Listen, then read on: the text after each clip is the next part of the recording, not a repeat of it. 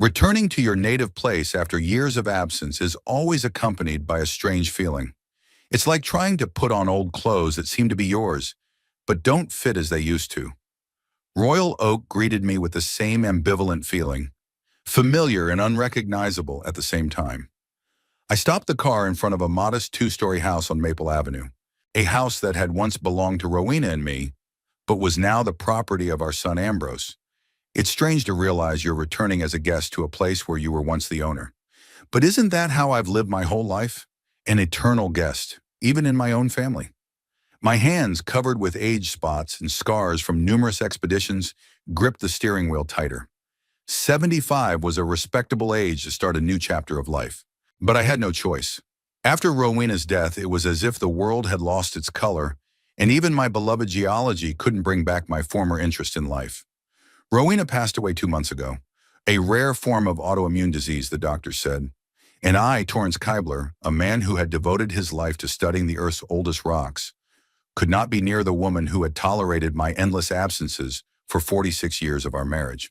As she faded away in her hospital room, I was studying Jurassic sediments in a remote part of Patagonia, where communication came once a week if I was lucky. The news of her death caught me in my tent, drenched from the pouring rain. My son's voice over the satellite phone sounded dry and detached. "Mom died yesterday. The funeral is the day after tomorrow. If you make it in time, come." I didn't.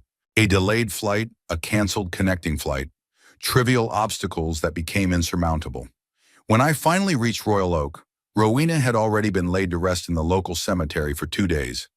Ambrose greeted me with the same cold calm with which he had informed me of his mother's death. Now, after 2 months of meaningless wandering, I was back in Royal Oak for good. Not for lack of means or opportunity.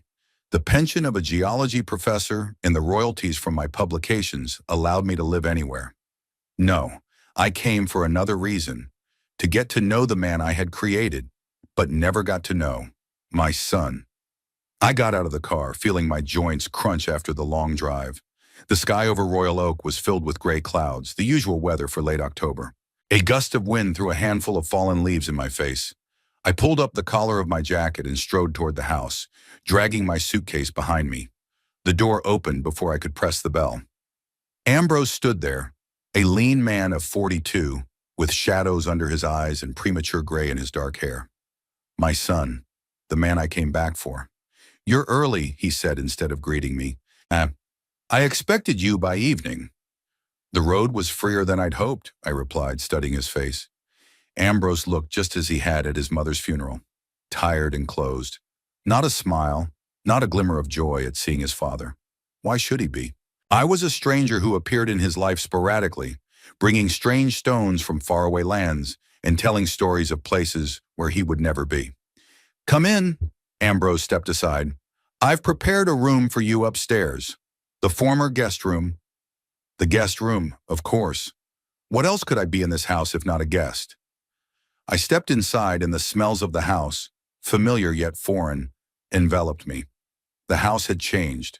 Gone were the bright accents that Rowena loved so much, the colored cushions on the couch, the mottled curtains, the collection of ceramic figurines on the shelves. Now the interior looked austere and minimalist. Gray walls, black and white photographs in thin frames, no unnecessary details. "You've changed a lot of things," I said, looking around. "I didn't." "Verity," Ambrose answered. "My wife." He said it as if he were giving me a weather report. No emotion, no hint that the news might be important or surprising to me. "Wife?" I asked, trying to hide my surprise. You didn't say you were married." "You didn't ask," Ambrose shrugged. "We got married 3 weeks ago. A small ceremony, just the closest people." I swallowed the bitter pill. The closest people. Apparently I wasn't one of them. "Congratulations," I said, trying to sound sincere. "I'm sorry I missed it." Ambrose nodded, accepting my words without comment. "Verity's at work right now," he said. "She'll be back late. You'll meet her tomorrow." "What does she do?" I asked, genuinely interested in the woman who had become my son's wife. "She's a curator at the Museum of Natural History," Ambrose replied. "Rare minerals and gems." I couldn't help smiling. Had my son, who had always been so careful to avoid anything to do with geology, married a woman who worked with stones? Ironic. I wonder, I said as I followed Ambrose up the stairs. I'm sure we can find some common topics of conversation. Perhaps, he said coldly. I wouldn't count on it, though. Verity has a peculiar view of geology. We went up to the second floor, and Ambrose opened the door to a small room with a single window overlooking the garden. Make yourself comfortable, he said. The bathroom is down the hall. Dinner is at 7. With that, he left me alone. I sank slowly onto the bed, feeling the fatigue of the long drive weighing on my shoulders. The room was as impersonal as a hotel room, neutral tones, minimal furniture, no personal details. The perfect place for someone with no past or present, for someone like me. As I unpacked my suitcase, I discovered that the most space in it was not taken up by clothes or necessities, but by field diaries, rock and mineral samples collected over decades of expeditions. My true wealth that my son had never realized. For dinner, I came down at exactly the appointed time, 7 o'clock. Ambrose was waiting for me in the kitchen, arranging plates at strictly opposite ends of the long table. Even in this, I could feel the need to keep my distance. I didn't know what you'd like for dinner, he said, pulling lasagna out of the oven. I hope this will do. I'm not picky, I replied. On expeditions, you get used to eating whatever you have to. It was an attempt to start a conversation, to share a part of my life. But Ambrose just nodded, not interested. We ate in a long silence. I tried to find something to talk about, but everything that came to mind seemed inappropriate or uninteresting to my son. What to talk about with a man I'd only seen a couple months a year for his entire childhood? How's your job? I finally asked. Are you still analyzing data? Yes, Ambrose replied succinctly. I work remotely. I process statistics for pharmaceutical companies. Sounds interesting, I lied. It's just a job, Ambrose shrugged. It pays the bills. Silence again. I could feel the wall growing between us by the minute, stronger than any rock I'd ever studied. After dinner, I helped clear the dishes, and Ambrose, apologizing, retired to his office.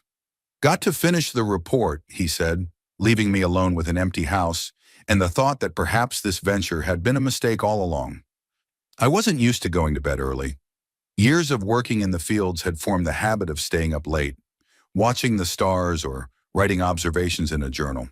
The house fell silent around 11. I heard Ambrose go upstairs and soon turn out the light in his room. Unable to sleep, I decided to go out into the garden. The night air was cool and fresh, filled with the smells of fall. I turned on the pocket flashlight I always carried with me, a geologist's habit, and aimed the beam at the ground. The soil, damp from the recent rain, glistened in the flashlight's light, and I spotted some interesting insects scurrying between the fallen leaves. Squatting down, I began to observe the life of the little creatures. Here is a black beetle crawling leisurely about its business, and here is a tiny spider weaving its web between the stems of wilted fall flowers. A world in miniature that most people never notice. I was so engrossed in my observation that I didn't hear footsteps approaching. A sharp female voice made me flinch. "Who are you? What are you doing in my garden?" I stood up, feeling my knees protesting, and pointed the flashlight in the direction of the voice.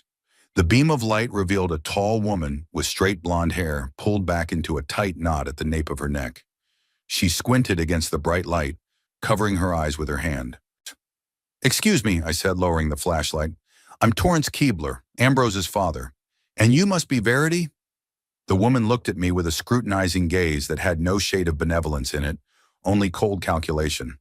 "Ambrose said you were coming tomorrow," she said instead of greeting me. "There's been a change of plans," I answered. "I came this afternoon. Ambrose didn't tell you?" Verity pressed her lips together. "Suratrum. Obviously not," her voice was as cold as the night air. "But that doesn't explain why you're digging in the ground in the middle of the night?" I smiled involuntarily. "Can't sleep in a new place," I explained. "I thought I'd get some fresh air. And the insects. Just a professional habit of observing living things. It's hard to break habits at my age." "It's 3 in the morning," Verity said, glancing at her watch. "Normal people are asleep at this hour." "I must not be normal," I shrugged. "Years on expeditions form a special routine." Verity didn't smile in response to my attempt to lighten the atmosphere. "Well, Mr. Keebler," she said, "I'd prefer that you make your observations during daylight hours." The garden is my territory and I don't like it disturbed. Of course, I agreed, feeling the tension building. I apologize if I've inconvenienced you. Verity nodded briefly. Good night, Mr. Keebler, she said, and without waiting for an answer, she turned and headed for the house. I stood in the garden staring after her. The first meeting with my sister-in-law had not gone well. It was obvious. I turned off the flashlight and walked slowly toward the house, wondering what the next few days would hold for me. As I climbed the stairs, I heard muffled voices coming from Ambrose's bedroom. Verity was clearly reprimanding my son for not warning her of my early arrival. Ambrose answered quietly, almost apologetically. I slipped into my room, trying to keep my footsteps as quiet as possible. Through the open window came the chirping of crickets, the last of the season. In a few weeks, the cold would set in, and the nights would become silent. Lying in bed, I thought about Rowan, how she loved this house, how she dreamed that someday we would live here together without endless expeditions and separations. Now she is gone, and I am here, in a house that no longer remembers her presence. I should have been near you, I said to her mentally. I should have had time to say goodbye. Dawn was dawning outside the window when I finally fell into a restless sleep, reliving over and over again the first time I'd met Verity in her cold, assessing gaze. I didn't know that look would be the harbinger of a storm that would turn my life upside down and make me reevaluate everything I believed in. The morning greeted me with the smell of freshly brewed coffee and the sound of measured footsteps in the kitchen. I went downstairs, trying not to creak the old floorboards, though I knew it was useless. The house always gave away its occupants.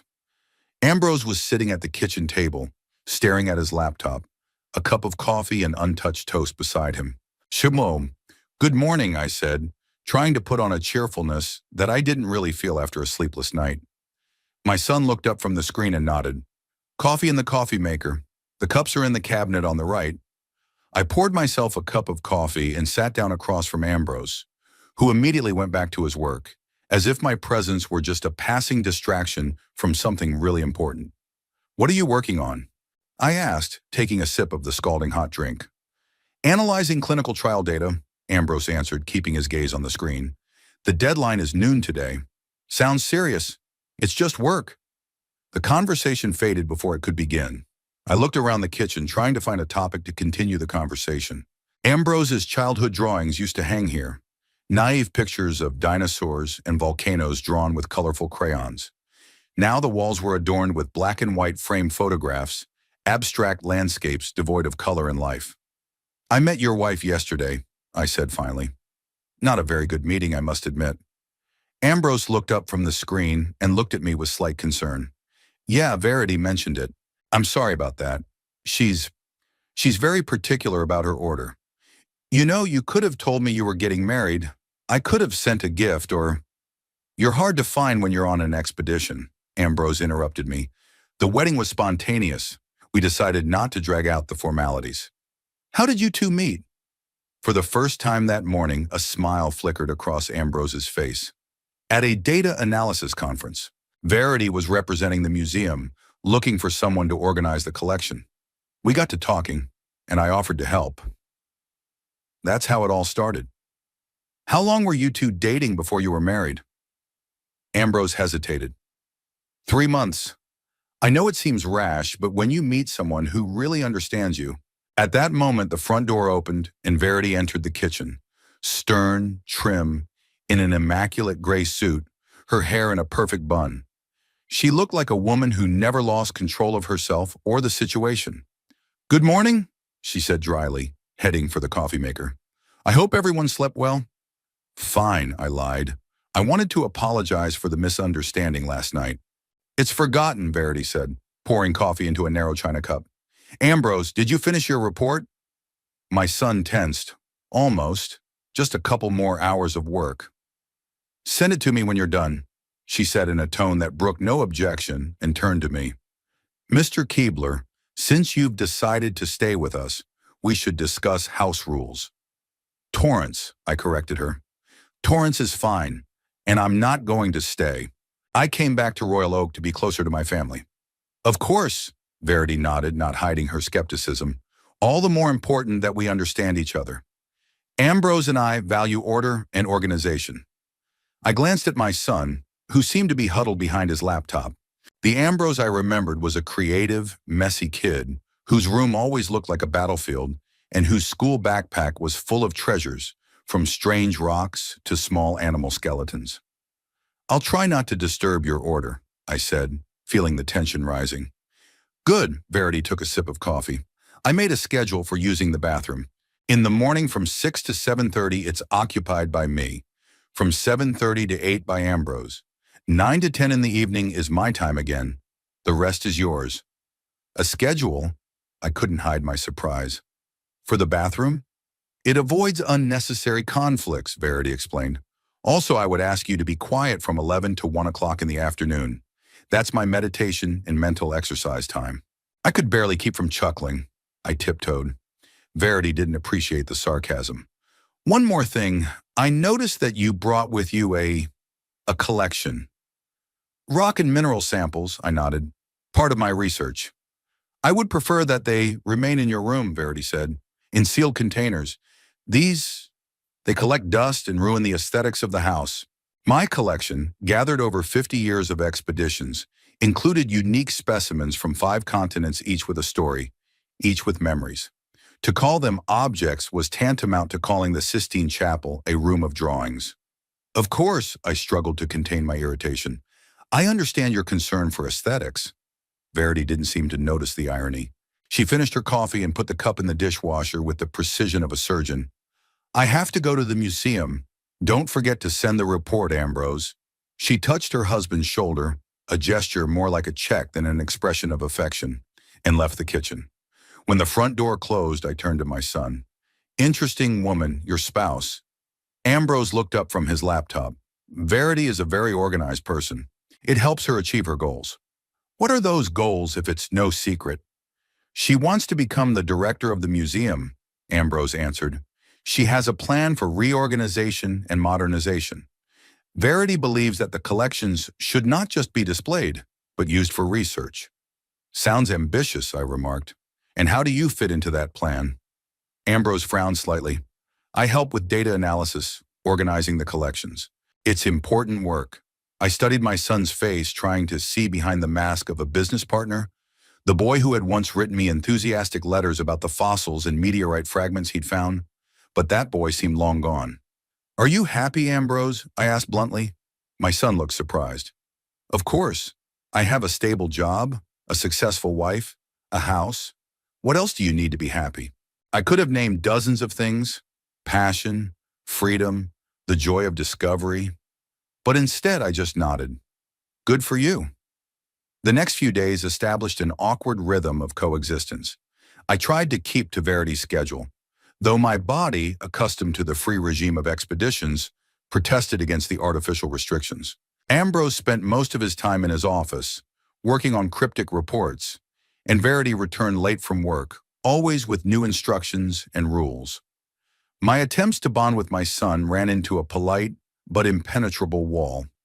He listened to my stories about the expeditions with the same polite detachment with which he would listen to the weather forecast. Without interest, just out of politeness. One morning I decided to break my schedule and have breakfast with Ambrose. When I went down to the kitchen earlier than usual, I found him reading a scientific journal.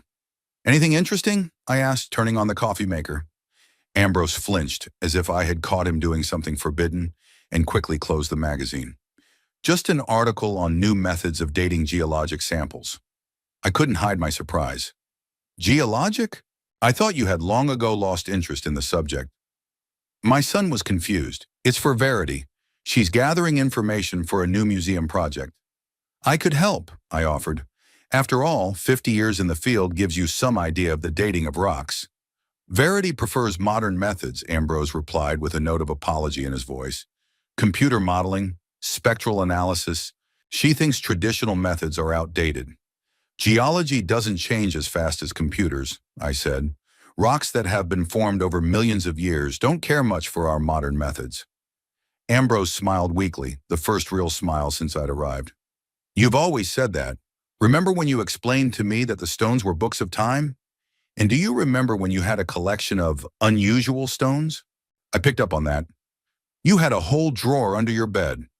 "Verity threw it out when she was renovating," Ambrose said, and the smile faded from his face. Said it was just trash.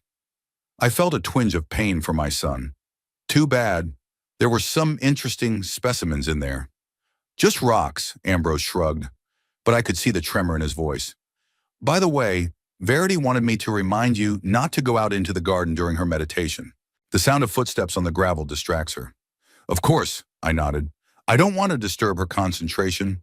Another rule in a growing list of restrictions. In the week I'd spent in the house, I'd learned not to. Leave cups on the kitchen table, put books spine up, use certain towels, turn the TV up to level 3, move furniture even a millimeter, and of course, show off my rock collection. Verity was creating a world of absolute order around her, and Ambrose, once a rebel and a dreamer, was now a faithful enforcer of that order.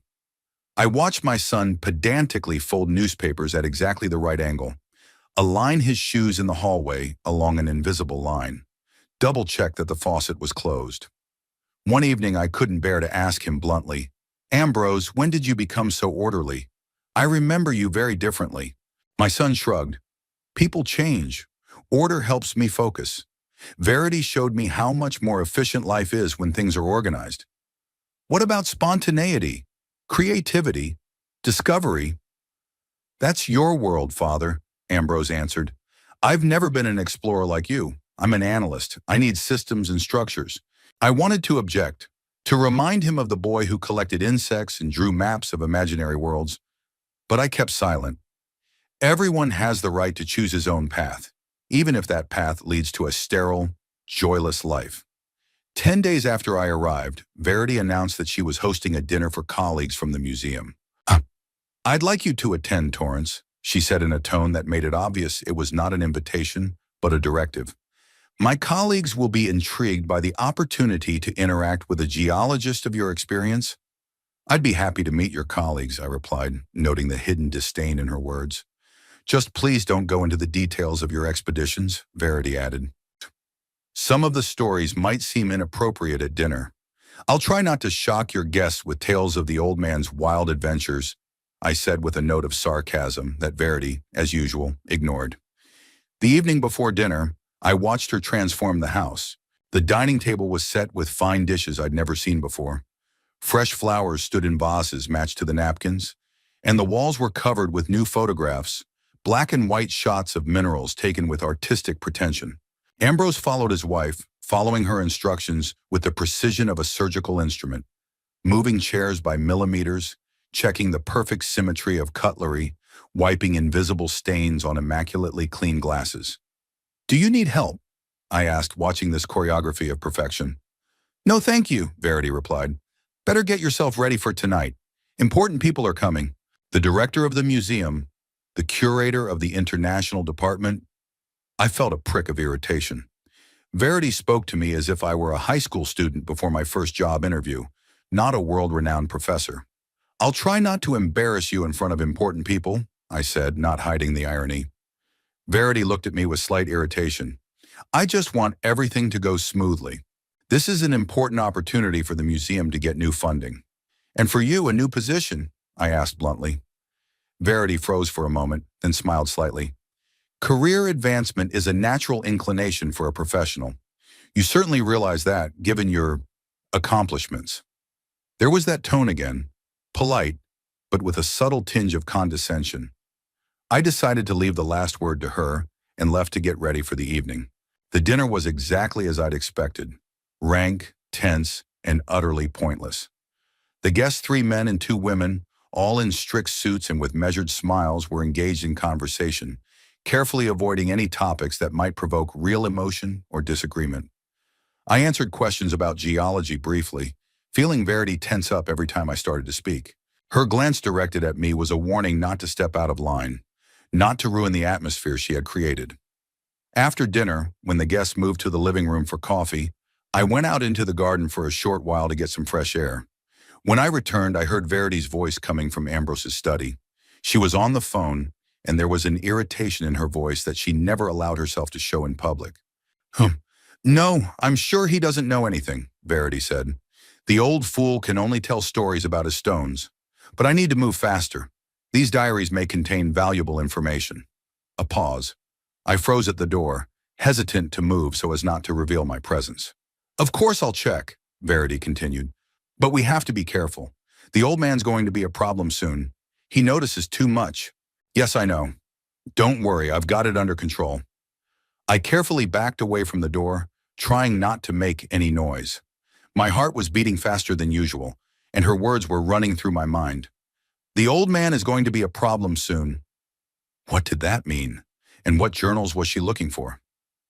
Turning back to the guests, I noticed Ambrose looking at me with concern.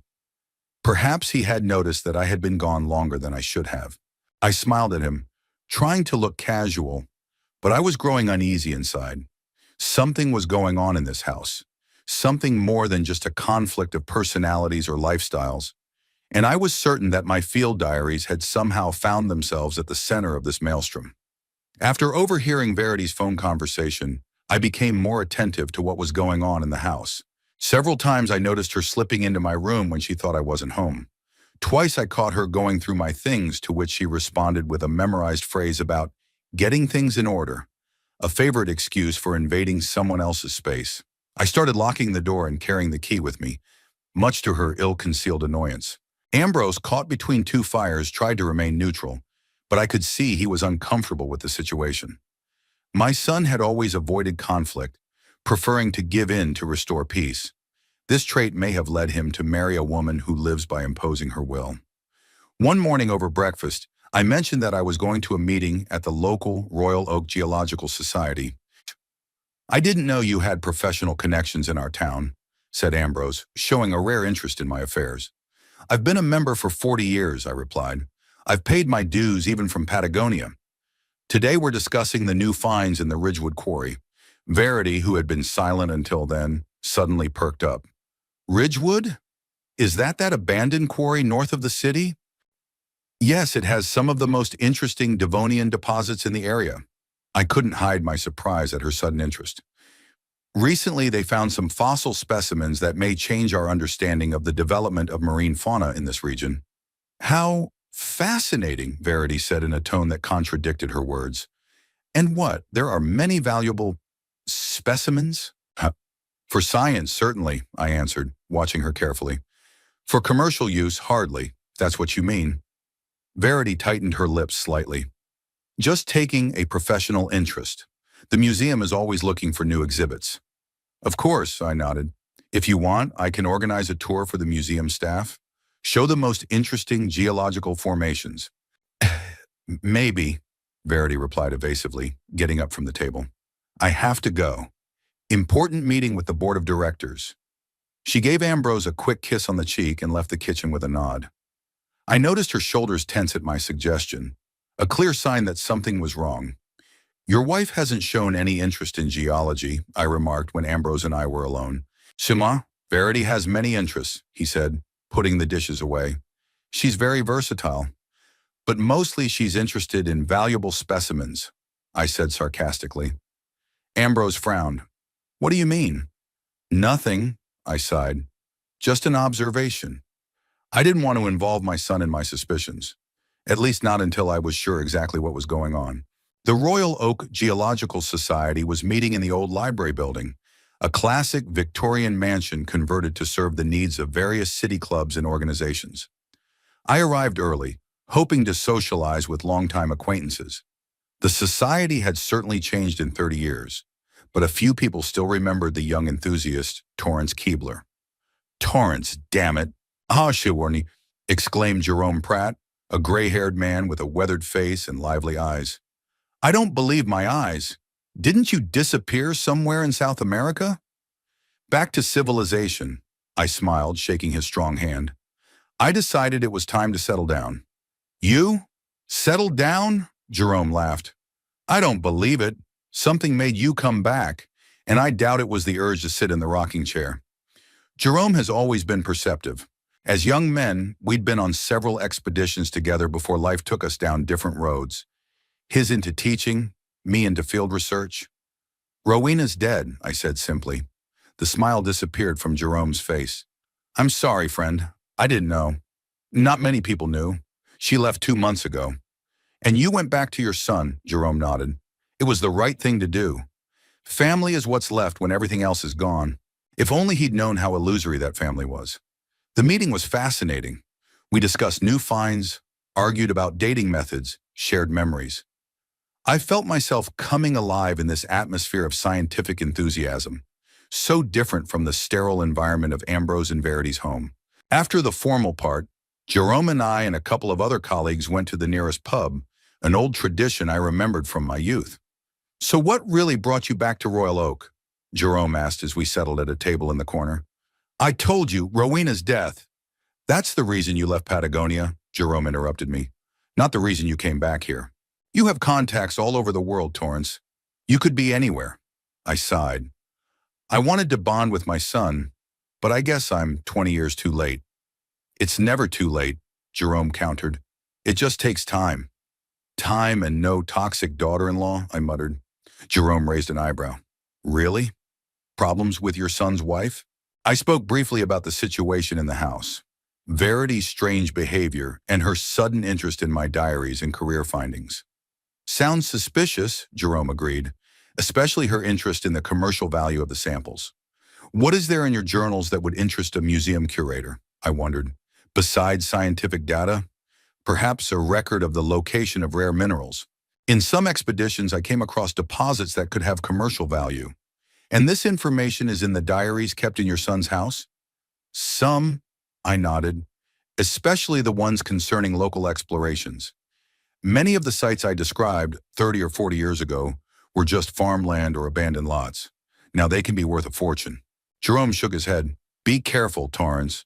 It sounds like your sister-in-law is up to something." "I'm starting to think the same thing," I agreed.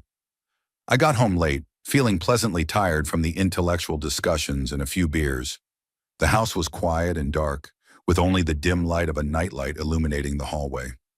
I walked up the stairs, careful not to make any noise, so as not to disturb Ambrose and Verity's sleep. When I opened the door to my room, I knew something was wrong. I could smell Verity's perfume in the air, a subtle scent of sandalwood. Turning on the light, I froze on the threshold. The room was upside down. The drawers of the dresser were pulled out, their contents dumped on the floor. The suitcase in which I kept my most valuable specimens was open. The stones were spread out on the bed, obviously in search of something hidden between them. But worst of all, the box containing my field diaries was empty. Dozens of notebooks filled with observations, sketches, coordinates, gone. A rage like I hadn't felt in years rose up in me in a hot wave. I sprinted out of the room and headed toward Ambrose and Verity's bedroom, not caring about the noise. "Where are my journals?" I swung the door open without knocking. Ambrose, in his pajamas and holding a book, flinched in surprise. Verity, sitting at the dressing table, didn't even turn around. "Torrance, what's going on?" Ambrose put the book aside, looking at me anxiously. "Ask your wife." I kept my eyes on Verity, who was still nonchalantly applying cream to her face. "Where are my field journals? The ones that were in the box in my room." "Oh, that garbage!" Verity finally turned around. "I threw them out. They were collecting dust and disturbing the order." "You threw them out?" I couldn't believe my ears. "You threw away the results of 50 years of work and you call it trash?" "Verity, did you really throw away my father's things?" Ambrose looked shocked. "Of course," she shrugged her shoulders as if she were talking about old newspapers. "Those notebooks took up space and looked awful. Plus, they smelled musty. I don't want fungus and bacteria growing in our house. They're not just notebooks." I could barely keep from screaming.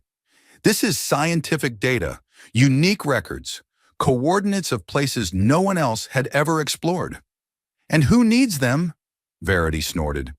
"This information became obsolete years ago. Now we have computers, satellites, modern methods of analysis. Your scribbles in notebooks are of no value to real science." Her smug tone, her contemptuous gaze, her absolute certainty that she was right. It was the last straw. "You had no right to touch my stuff." I took a step toward her.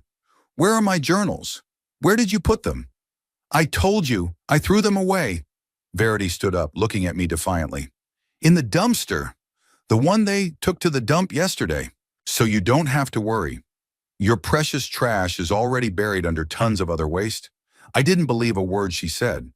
I was sure the journals were in here somewhere, hidden away for study. This woman was looking for something in them, something to profit from. You're lying, I said quietly. Why would you want my records of the local deposits? What are you up to? Verity froze for a moment, and I realized I'd hit the mark, but she pulled herself together quickly. I don't know what you mean. I was just tidying up, like I always do. Father, Ambrose interjected, stepping between us. I'm sure Verity meant no harm. She just didn't know how important those records were to you.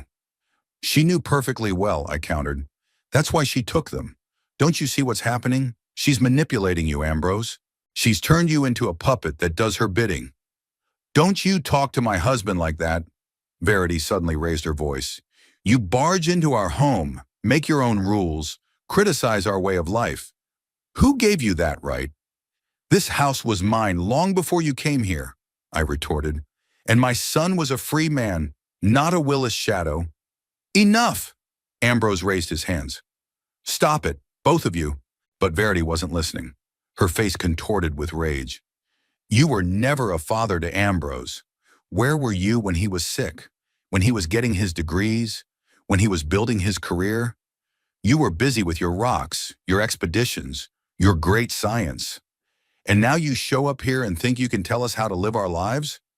No, Torrance, you're a stranger here. You've always been a stranger to your son. Her words hurt more than I expected, because they were true. I wasn't there when Ambrose needed me. But now I was trying to make up for it. Verity, please, Ambrose put his hand on her shoulder. Let's calm down and talk about this tomorrow. There's nothing to discuss, she cut him off. I'm not going to live in the same house with a man who insults me and accuses me of stealing. Either he leaves or I do. I looked at my son, expecting him to take my side, to defend me against these unjust accusations. But Ambrose averted his eyes. Father, perhaps you really ought to find another place to live, at least for a while, until things settle down. Betrayal. That's what it felt like a blow to the breath, knocking all the air out of my lungs. That's what it felt like. I took a step back. You picked a side. I'm not choosing a side, Ambrose looked unhappy. Just trying to find a compromise. Compromise? Verity snorted. No compromise. I won't have him in my house a minute longer. With unexpected strength for her frail build, she grabbed my arm and dragged me toward the door. I was so stunned I didn't resist. Verity, Ambrose exclaimed, following us. What are you doing? We went down the stairs and I struggled to free my hand from her dead grip. Let go of me, I finally demanded when we were in the hallway. Verity unclenched her fingers and darted toward the pantry. She was back in a moment, dragging my old suitcase, which I hadn't even had a chance to unpack completely. She threw it to the floor with such force that the latches popped open and some of the contents tumbled out. Get lost, she shouted, swinging open the front door. This is my house now. I stood, stunned by her rage and the absurdity of the situation. Ambrose froze on the stairs, pale and confused. Son, I said to him, are you going to let her throw me out of the house? In the middle of the night? Ambrose swallowed, his eyes darting between Verity and me. You'd better go, Father, at least for a while. The words, spoken quietly, almost a whisper, hit harder than any scream. My own son had chosen this woman over me. I silently gathered my belongings scattered across the floor and stuffed them back into my suitcase. My hand shook as I zipped it up. You're going to regret this, I said, looking at Verity. I don't know what you're looking for in my journals, but you won't find anything worth the price. She crossed her arms across her chest. Threatening me? In my own house? I'm not threatening you. I'm warning you. I turned to Ambrose. I hope you know what you're doing and who you're tying your life to. My son was silent, his eyes downcast. That silence was more eloquent than any words. I walked out into the night, feeling Verity's triumphant gaze on me. The door slammed shut behind me with a final bang, as if to end this chapter of my life. 3 blocks away was a small motel, not the most sophisticated place, but clean and quiet enough. The tired clerk at the front desk didn't seem surprised when an older man with a suitcase showed up at 1 o'clock in the morning. Single room, I said, indefinitely. The room was cool and smelled of disinfection. I set the suitcase down on the floor and sat on the edge of the bed, feeling the adrenaline fade away, giving way to fatigue and bitterness. What now? Where would a man my age go who had lost everything? His wife, his son, his home, even the results of a lifetime's work? I opened my suitcase to retrieve my nightclothes and froze. Among the hastily packed clothes were several notebooks, my field diaries. Not all of them, just a small portion. But still, Verity must have raked them with my things in her haste. I carefully picked up the top notebook, a worn, faded cover. The diary of a 20-year-old expedition to Blue Ridge, a mountain system in eastern North America. As I flipped through the pages, filled with my small handwriting and sketchy drawings, I noticed that some of the pages had been torn out, neatly but noticeable to the careful eye. Those were the pages where I described the rare mineral deposits I had discovered on private property. Deposits that no one knew existed but me. It all makes sense now. Verity wasn't just looking for geologic information.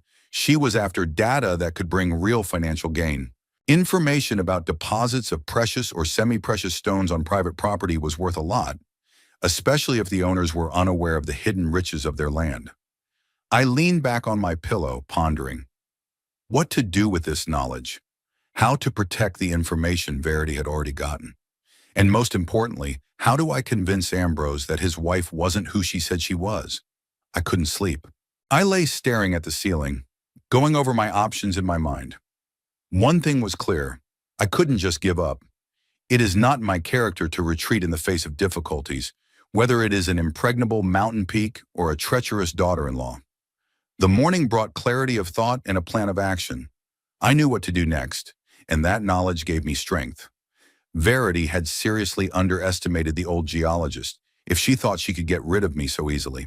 The motel room, though impersonal, had one definite advantage. Verity and her stifling rules were not here. For the first time in many weeks, I was free to spread out my notes, arrange the minerals on the table, and work at any time of day or night. The first thing I did was scrutinize the remaining journals, trying to figure out exactly what information Verity was looking for. The pages torn out were mostly about deposits in the Appalachian region, little studied areas where I'd found indications of rare minerals and gems. Of particular interest were records of private estates where the owners may have been unaware of the value of their land. The pattern was obvious. Verity was interested in commercial potential rather than scientific data. But why would the museum curator want such information? What was she going to do with it? The answer to this question required deep research, and I decided to apply my professional skills not to geologic layers, but to Verity Nairn's past. The first step was to call Jerome Pratt. "Jerome, I need your help," I said without preamble when he answered, "and complete confidentiality." "Sounds serious," Jerome said. "What happened?" I summarized the events of the previous night, not hiding my bitterness and anger. "Damn it, Torrance!" Jerome was outraged. "She had no right." "Whether she did or not, the fact remains that I've been thrown out of my son's house, and my journals are in the hands of a man with questionable intentions. What can I do? I need information about Verity Nairn. Anything you can find. Where she went to school, where she worked before Royal Oak, what publications, what connections. Ashram, do you suspect anything in particular?" "Not yet," I admitted. "But her interest in locating valuable minerals is too specific for the average curator. And this obsession with order, with control, something's not right here, Jerome." "I'll see what I can find," he promised. "I have access to university databases and archives of scientific journals. If this woman ever published or taught, I'll find traces." "Sure, thanks, friend." After talking to Jerome, I decided to do my own investigation. My first destination was the Royal Oak Museum of Natural History, Verity's place of employment. I realized I was running the risk of running into her, but I was prepared for that risk. I needed to form my own impression of her professional background. The museum was housed in a modern glass and concrete building, out of place among Royal Oak's Victorian architecture. I paid the entrance fee and headed for the mineralogy department, where Verity worked, according to the sign. The exhibit was impressive. Backlit glass cases displayed beautiful specimens of crystals, nuggets, and gemstones. The information signs were expertly written, though with a noticeable bias toward commercial value rather than scientific significance. I stopped in front of a display case of sapphires pretending to study the exhibits, when a young woman in a museum guide's uniform approached me. "Are you interested in gemstones?" she asked with a professional smile. "More like geology in general," I replied. "It's a beautiful collection." "How long has this department been open?" "The Department of Rare Minerals was opened about a year ago, after the reorganization," the girl eagerly explained. "Miss Nairn has completely renewed the exposition and attracted new sponsors." "Miss Nairn must be very competent," I said, trying to keep my voice neutral. "Oh, indeed." The girl became animated. She brought with her unique exhibits and made connections with private collectors. Thanks to her, the museum received a grant to explore local deposits. "Impressive," I nodded. "And where did Ms. Nairn work before?" "What museum?" The girl hesitated for a moment. Actually, she didn't come from the museum field. She was an explorer, somewhere on the West Coast, if I'm not mistaken. But I don't know exactly. Ms. Nairn doesn't like to talk about her past. The interesting thing is, a person who doesn't want to discuss her professional past usually has a good reason. "How long has she worked here?" I continued my questioning, trying not to show too much interest. "A little over a year," the girl answered. "Since last fall." "Oh, sorry, I think I'm called to the information desk. If you have any more questions, you can ask any of the staff." She hurried to the exit from the hall, and I continued to examine the exposition with new interest. Now I paid attention not only to the exhibits, but also to the captions to them, who provided the samples where they came from. Many were labeled "from a private collection," without specifying a specific source. Quite an unusual practice for a scientific museum, where the origin of an exhibit is the most important part of its scientific value. Leaving the museum, I called Jerome to share my observations. "Verity Nairn is a dark horse," I said. "The staff knows next to nothing about her background, and her modus operandi is questionable." "I was just about to call you," Jerome said. "I found something interesting. Do you know Brixton Culpepper?" "Culpepper?" I snorted in surprise. "The Culpepper from Princeton?" "Of course I do. We were rivals in research on Andean cultures in the 80s. He's an anthropologist, I'm a geologist, but our interests overlapped." "That's him," Jerome confirmed. "Culpepper's retired now, lives near Royal Oak. And from what I can tell, he might know something about your sister-in-law." "What makes you say that?" "I found an article from 7 years ago that mentions Brixton Culpepper and 1V Nairn as opponents in a scientific dispute. The dispute concerned the ethics of ancient burial research methods and the rights to the artifacts found." "A serious conflict," I remarked. "Culpepper has always been principled in matters of scientific ethics." "Exactly, and you know what? I called Culpepper, said you were in town and would like to meet. He agreed without hesitation. Even invited you to dinner tonight." "Jerome, you're a genius," I exclaimed. "What's the address?" Brixton Culpepper's house was exactly like its owner, an eccentric Victorian mansion on the edge of town, crammed with books and artifacts. As I approached the porch, I felt a strange thrill after all. Culpepper and I hadn't seen each other in over 20 years, and our last interaction had hardly been friendly. The door opened before I could ring the bell. At the door stood a tall, thin man with a lock of gray hair and piercing blue eyes that were keenly observant. "Torrance Keebler," he exclaimed with a broad smile. "How many years? How many winters? Come in, come in. You haven't changed at all.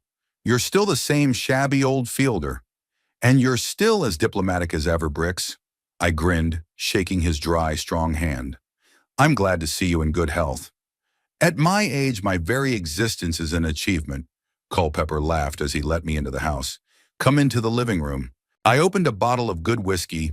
I hope you're still enjoying life's little pleasures." Culpepper's living room resembled a museum. Racks of books to the ceiling, artifact cases, maps on the walls, all in a bizarre mess that, however, had its own logic. "Are you the only one living in this maze, sir?" I asked, taking a glass of amber liquid. "Alone, except for Seneca," Culpepper nodded. "Seneca?" My cat," Brixton pointed to a massive Maine Coon dozing in a chair, "named after the Iroquois tribe I worked with when I was young. Just as independent and willful." We settled into comfortable leather chairs, and I felt the tension of the last few days begin to recede. Culpepper's company, despite our troubled past, was surprisingly comfortable. So, Torrance, Brixton took a swig of his whiskey. Jerome said you wanted information about a certain Verity Nairn. May I ask what the reason for this interest is? I told the whole story without leaving out any details. The return to Royal Oak, Verity's strange behavior, her interest in my journals, and finally my banishment from my son's house. Culpepper listened attentively without interrupting. His face grew increasingly grim.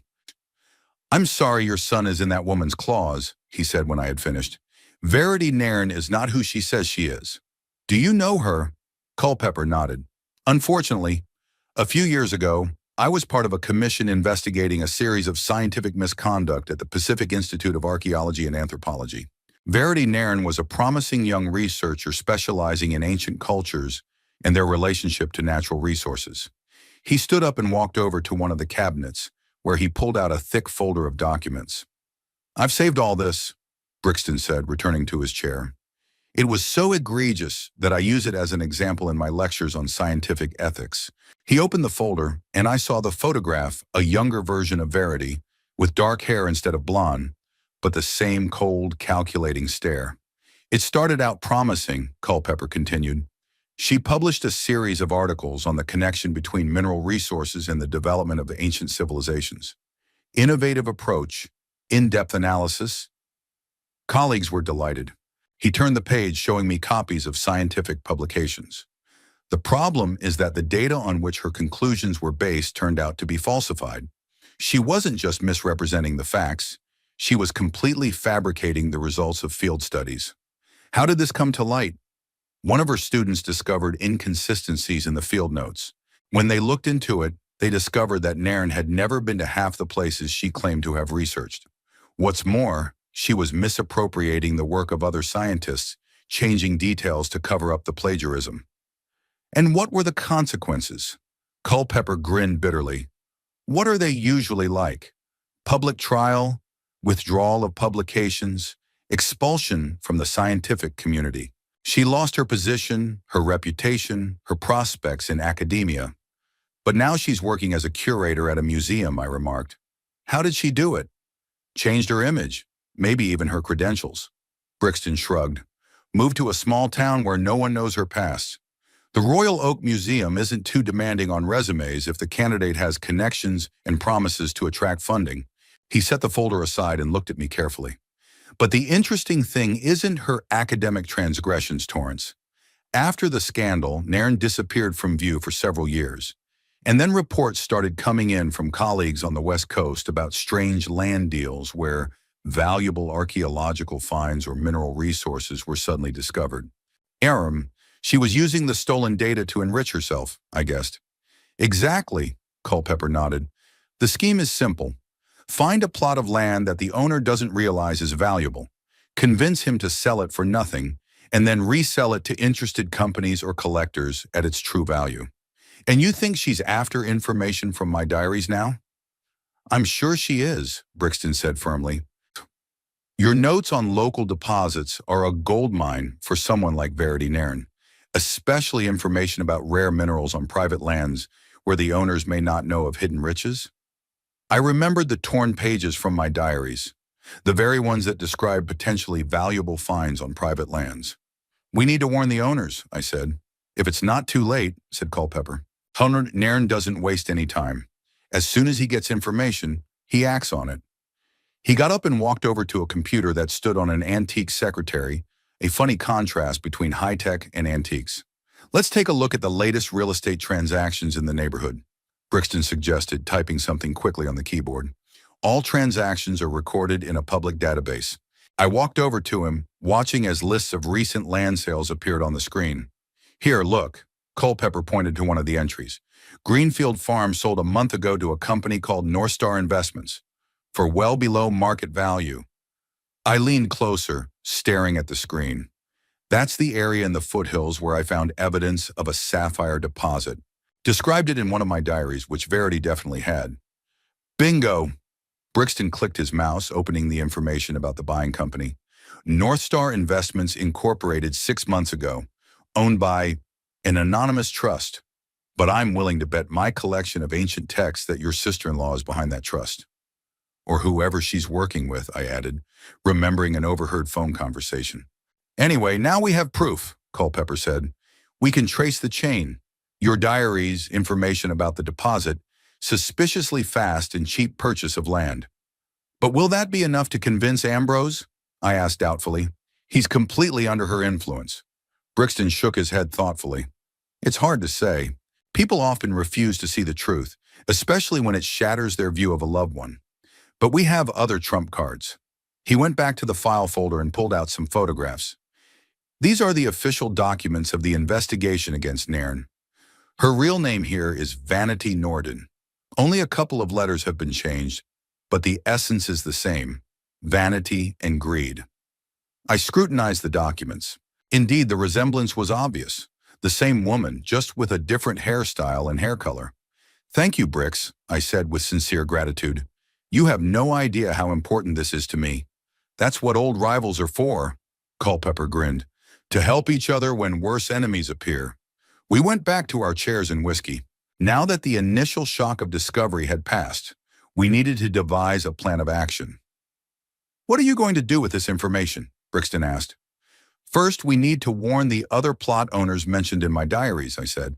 Second, gather evidence of Verity's manipulation of the Greenfield farm. And finally, find a way to open Ambrose's eyes. The first two are doable, Culpepper nodded. The third might be more difficult. The heart doesn't always listen to reason. My son is not in love with Verity, I objected. It's a marriage of convenience. Though Ambrose may not realize it, she's using him as a cover, as a tool to gain access to information.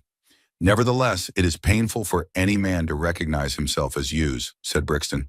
Or must think about how to present the information without hurting his pride. I nodded, realizing the fairness of the remark. Ambrose had always been sensitive, insecure. The news that his wife was a fraud, using him for her own gain, would be a serious blow to his self-esteem. There's one more thing, Culpepper added, interrupting my musings. If Nairn is really using your diary data for a real estate scam, she won't stop until she's made all the profit she can, and who knows what else she's planning. You're right, I agreed. We need to move fast. We spent a few more hours strategizing. Culpepper, despite his eccentricity, had a sharp mind and practical thinking. He suggested several effective steps that could help expose Verity and her schemes. By the end of the evening, we had a clear plan of action, and just as importantly, a sense that I was not alone in this struggle. An old rival had become an unexpected ally, and that was empowering. As I left, I turned around on the doorstep. Thank you, Brix, for everything. Don't thank me, he said. The scientific community must defend itself against the likes of Nairn. They discredit everything we've dedicated our lives to. As I drove back to the motel, I felt strangely exhilarated. For the first time in a long time, I had a clear purpose and understanding of the situation. Verity Nairn, or Vanity Norden, had picked the wrong old man for her manipulations. She thought she was dealing with a harmless pensioner with a fascination for rocks in the past. But she'd forgotten one important detail. Geologists are used to getting to the bottom of things, layer upon layer, never stopping until they get to the solid foundation of truth.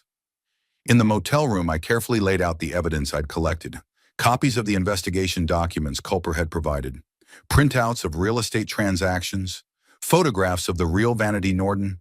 All this, along with torn pages from my diaries, formed a convincing picture of years of fraud. Now it was up to me to decide how to use this information most effectively. A simple expose could get Verity on the run, but not justice. What was needed was a plan that would not only open Ambrose's eyes, but also ensure punishment for the con artist who had used the scientific data for her own gain. I picked up the phone and dialed Culpepper's number. Brix, I've been thinking. You mentioned that you're using the Norden case as a lecture on scientific ethics. What if we could do one right here in Royal Oak? There was laughter on the other end of the wire. Torrance Keebler, you old fox? Public exposure, eh? Do you think she'll show up? If I put together the right invitation, definitely, I replied, especially if it looks like a professional necessity. I like the way you're thinking, Culpepper approved. Let's work out the details. We talked for another hour, honing the plan down to the smallest detail. By the end of it, I felt as if I were preparing for another expedition, the same excitement, the same anticipation of discovery. Before I went to bed, I went over my surviving diaries again, noting areas that might interest Verity. Many of the deposits I described had no commercial value, but that might not have been obvious to someone who didn't know geology in depth. Verity, despite her fraud, was not an expert in mineralogy. She was an expert in deception and manipulation. Now that I understood Verity Nairn's true nature, many details of her behavior made sense. Her interest in certain topics, her persistent questioning of Ridgewood's career, her desire to control the house and isolate Ambrose. It was all part of an elaborate scheme. But schemes have vulnerabilities, and I was determined to find them. Torrance Keebler may look like a harmless old man, but at heart he's still that stubborn explorer who crossed deserts and climbed mountains in search of the truth. And now that truth was almost in my hands, pieced together from fragments of the past, backed by documents and evidence. All that remained was to present it to the world, and above all, to my son. The plan of revenge was forming in my mind with the same methodicalness with which geological layers are formed. Gradually, but inevitably. Every detail had to fall into place. Every participant had to play a role. Not a direct confrontation, Verity was too cunning for that, but a subtle trap from which it was impossible to escape with one's reputation intact. The first step was to organize a scientific symposium at the Museum of Natural History. Brixton Culpepper, with his academic connections, took care of the official part, sending out invitations to specialists in the region, justifying the scientific value of the event. The stated theme sounded innocuous: ethical aspects of the use of geological data in cultural heritage research. Academic enough to attract specialists, and vague enough not to arouse Verity's suspicions.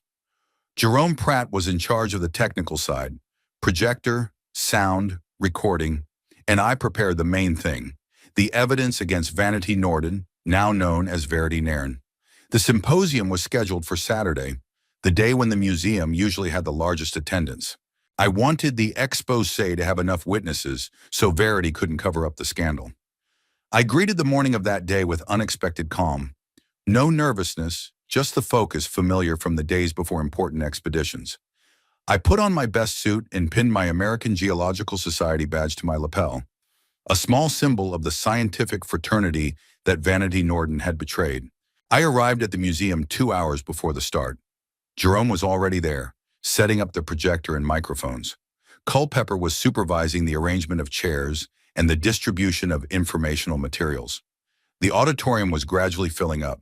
Professors from the local university, researchers from neighboring cities, and journalists from scientific publications arrived. Ambrose and Verity were the last to enter. My son looked tense and pale. He nodded uncertainly at me, but remained standing in the far corner of the room. Verity, on the other hand, radiated confidence. Dressed in a strict business suit, with perfect hair and a cold smile, she looked like the epitome of professionalism. Brixton Culpepper opened the symposium with an introductory speech on ethics in science. I watched Verity. She remained calm, but I noticed her fingers tapping nervously on her knee. After the introductions, the presentations began. The other scientists spoke first, setting the context for the main reveal. Finally, Culpepper announced, "And now a special report from Professor Torrance Keebler, dealing with a specific case of scientific ethics violation and its consequences." I stepped up to the podium and started the presentation. A picture of Verity appeared on the screen, only with a different hair color and under the name Vanity Norden. The story began a few years ago, when promising researcher Vanity Norden was found to have systematically falsified scientific data and plagiarized. A whisper ran through the hall. Verity straightened in her chair, her face a mask. "I have consistently presented the evidence: investigation documents, photo comparisons, data on real estate transactions, information on the shell company. Using the information from the diaries, Ms. Norden, through a front company, bought up land where valuable minerals had been found at a price far below market value. These plots were then resold at their real value, generating substantial profits." At that moment, Verity jumped up. "This is slander. You have no proof. You're just getting back at me." "I have all the proof I need, Miss Norden," I replied calmly, including the testimony of your former colleagues. I invited Dr. Edward Laughlin, chairman of the Ethics Committee, on stage, who confirmed Verity's identity and her past transgressions. Verity looked cornered. Her gaze stopped on Ambrose, and there was a flicker of calculation in it. Ambrose, she turned to my son, you don't believe any of this, do you? This is just your father's attempt to destroy our family. Why didn't you ever tell me about your past? He asked quietly. Why did you hide the fact that your name was different?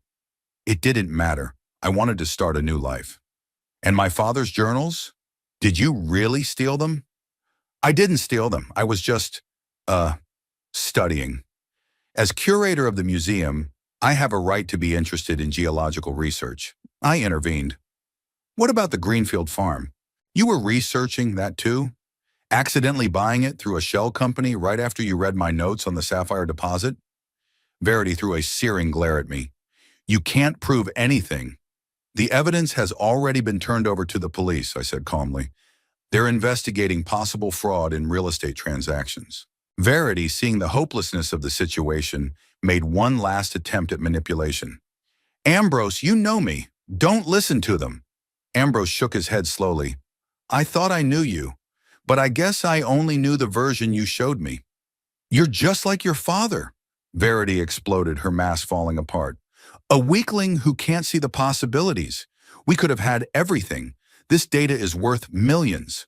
And you're so fixated on your stupid ethical principles. Her voice echoed through the hushed hall. Everyone witnessed the transformation of the elegant curator into a vicious, self-serving person. You used me, Ambrose said quietly. All this time. Just using me to get access to my father's journals. What else are you good for? Verity snorted. Look at you, a graying data analyst who's afraid of his own shadow. I did you a favor by marrying you. I could see how every word she said hurt Ambrose, but I also saw something in his eyes that hadn't been there in years.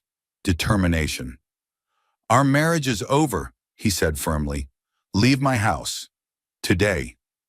Verity froze, clearly not expecting such a rebuff. Her face contorted in a grimace of rage.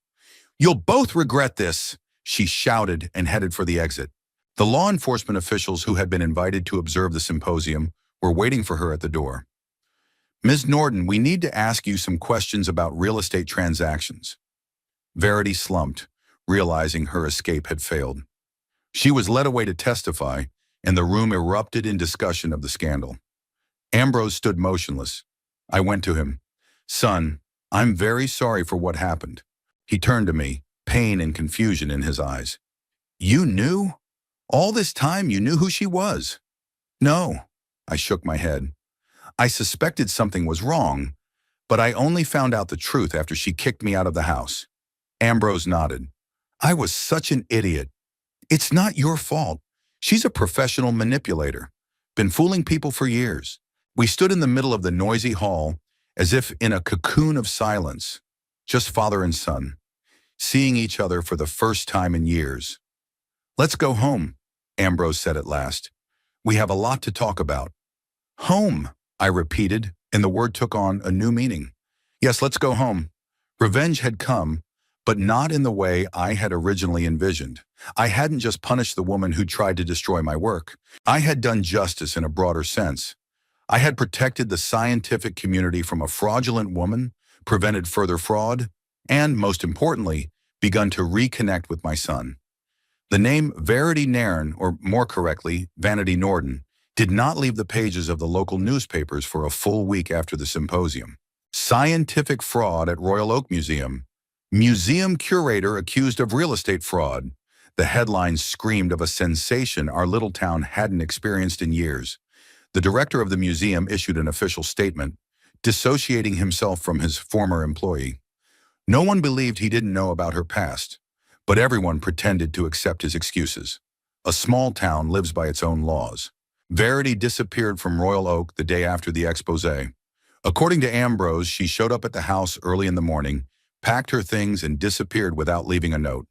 Police were looking for her for questioning in a real estate fraud case, but without much zeal. The Greenfield family, upon learning of the fraudulent dealings with their farm, filed a lawsuit to invalidate the transaction. Lawyers said they had a good chance of getting the land back or compensation, but it wasn't the legal consequences of Verity's scam that concerned me, but the moral and personal ones. How did all this affect Ambrose? And what would happen to our relationship? In the first days after the symposium, my son was in a state of torpor. I returned to his house, but there was an awkwardness between us. Neither knew how to talk to the other after everything that had happened. On the third day, Ambrose finally broke the silence. "She had it all planned from the beginning," he said, looking out the window. "Our meeting at the conference was no accident. She knew who I was. She knew about your diaries. You know what the most humiliating part is? I actually believed that such a bright, ambitious woman could be interested in me. Me, a boring data analyst." "You're not boring," I countered. "And you're not a coward. You're just different. You have your own interests, your own way, and Verity was good at finding people's weaknesses." "But you saw right through her?" Ambrose grinned bitterly. "From the beginning. I bought it all, her interest in my work, her admiration for my abilities." "We all become blind when we want to believe in something so badly," I said quietly. "I've made mistakes too. My obsession with work, the constant expeditions. I didn't see that I was losing the most important thing, the connection with my son." "You never recognized that before," Ambrose said, surprised, "because I was too stubborn and proud. I thought my scientific discoveries were more important than anything else, that they justified any sacrifice." Our conversation did not lead to an immediate rapprochement. There were too many years of estrangement between us, but it was the first step, an honest conversation without manipulation. 2 weeks after the symposium, I announced my decision. "I found a small cottage on the outskirts of the city. I'm going to rent it." "You're leaving? Because of me?" Ambrose was worried. "Not because of you," I shook my head. "It's for both of us. We need space. You deserve to be able to live your own life without looking back at your old father. And I need a place to put my rocks and my journals. But after everything that's happened, I thought we'd finally start being a family." "And we will be," I said confidently. "But you don't have to live under the same roof to be a family. Sometimes a little distance helps you see each other more clearly. Maybe you're right, but I'll miss you. The cottage is only a 20-minute walk from here, and you'll always have a key." The next day I moved in. The cottage was exactly what I wanted. Small but cozy, with a spacious veranda and a sunny living room. For the first time in a long time, I felt like I was finally home. I arranged my books, laid out my mineral collection, hung up my expedition maps, and I decided to start writing my memoirs. Not a dry scientific work, but a lively account of 50 years of expeditions. I started with the very first one, an inexperienced young geologist who went to the mountains with a backpack full of hopes. I recalled curiosities, dangerous moments, amazing discoveries. And of course, I wrote about Rowan, how she supported me all these years. Gradually, my life took on a new rhythm. In the mornings, I worked on my memoirs, and in the afternoons, I went for walks or met with Jerome and Culper. We discussed science, philosophy, and shared memories of our youth. Ambrose visited me irregularly, first once a week, then a little more often. Our meetings were still awkward, our conversations often interrupted by pauses, but it got easier each time. I learned that Ambrose had changed jobs after Verity left. Instead of analyzing pharmaceutical data, he was now working on a project to digitize the geological archives of a local university. "It's interesting," he admitted, "digitizing old records and maps and making them available to researchers. It's like building a bridge between the past and the future of science." I heard in his words an echo of my passion for knowledge. Perhaps Ambrose and I were not as different as I thought. One day I showed him drafts of my memoirs. He read carefully, sometimes smiling, sometimes frowning. "You never told me about it," he said after reading a chapter about my expedition to the Andes, where we were stranded on a high plateau by a blizzard. "I didn't want to worry you and Mom, but you could have died there." "We could have," I agreed. "That's the nature of field research. There's always risk." "Now I'm beginning to understand why Mom was nervous when you left, and why you loved your job so much. It's a real adventure. Geology isn't just the science of rocks," I explained. "It's the science of time written in stone. It's about the history of the Earth, which began long before man existed." I wish I'd realized that before. There was a lot we both didn't understand, but maybe it's not too late to catch up. One evening, as the first rains of fall drummed on the roof of the cottage and I sat by the fireplace, there was a knock at the door. Ambrose stood on the doorstep, drenched, his hair disheveled, but with a determined expression. In his hands, he held a ragged, leather-bound notebook, one of my old field diaries. Sorry, found it behind the bookcase, Ambrose said. Verity must have hidden it and then not taken it back. It's the expedition of '93, I said, taking the notebook carefully. Patagonia, the foothills of the Andes. One of the most difficult explorations. I know, I was 10. You brought me a trilobite fossil from there. I kept it in a box under my bed. Do you remember? Of course I do. I was proud of you. Told everyone at school that my father was a great explorer who found ancient treasures in the most dangerous places on the planet. Those words took me by surprise. All these years I'd thought Ambrose was just being sentimental about me leaving. And it turned out there was another side to it. Pride, admiration, interest. I didn't know, because I'd stopped talking about it. As a teenager, it became uncool to admire my father. And then it became a habit. It was easier to resent your absence than to admit I missed you. I missed a lot of things, and it wasn't just the expeditions. Even when I was at home, a part of me was always there, in the fields. Ambrose looked at me with sudden determination. Teach me. What? Teach me to see the world as you see it, not the whole science of geology. I realize it takes years, but the basics. Something that will allow me to read your diaries and understand what you're writing about. Of course, I'd love to. We sat by the fireplace until late at night. I opened the diary and began to talk about the expedition to Patagonia, in lively language, as I would tell an adventure story. About the winds that can knock you off your feet, about the moment when you find a specimen that confirms your hypothesis. Ambrose listened with the same admiration he had felt as a child. He asked questions out of genuine interest, and I realized that we were finally having a conversation. A real conversation, without the barriers of misunderstanding. It wasn't a full reconciliation or an instant healing of all wounds. There were still many conversations ahead, many uncomfortable moments, but this was a real first step. Come back tomorrow, I said as I saw my son off. We could go to Ridgewood Quarry. It's a great place to start learning geology hands-on. Ambrose smiled, an open smile I hadn't seen on him in years. I'd love to. See you tomorrow, Father. I stood on the doorstep, watching him walk down the wet path, and thought about the strange twists and turns of fate, about how often we look for happiness and meaning somewhere far away, not noticing that the most important thing is near, about how sometimes we need a storm to clear the air and see the stars. At 75, I was finally beginning to really get to know my son.